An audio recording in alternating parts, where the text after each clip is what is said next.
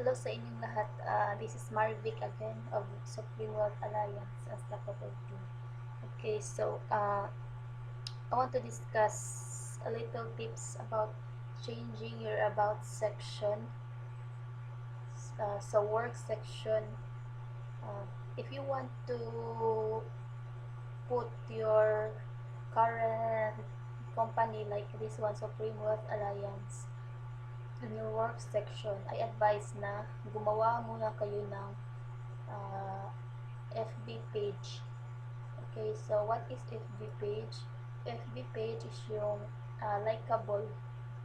Okay? Diyan mo makolekta yung mga likes ng mga tao if they will visit your page. Okay, so bakit kailangan gumawa ka ng sariling sayo at hindi mo ilagay yung uh, from other SWA members? So, ang disadvantage kasi pag example, nag-post ka tapos nagka-interest ang mga nakakita ng post mo, so sure na pupunta sila sa profile mo. So once pupunta sila, makikita nila ito yung about section. So a very big tendency na i-click nila yan.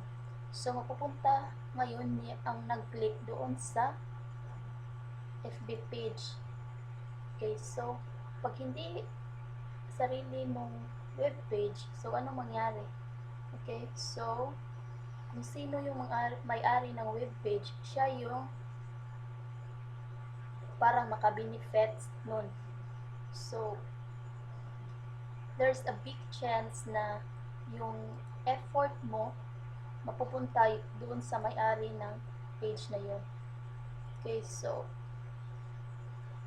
yan ang disadvantage niyan. So mas maigi gumawa ka ng sarili mong fan page bago mo siya i-edit yung about section mo.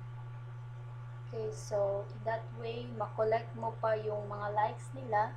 So pag marami nang nag-like sa page mo, so more possible downline sa SWA.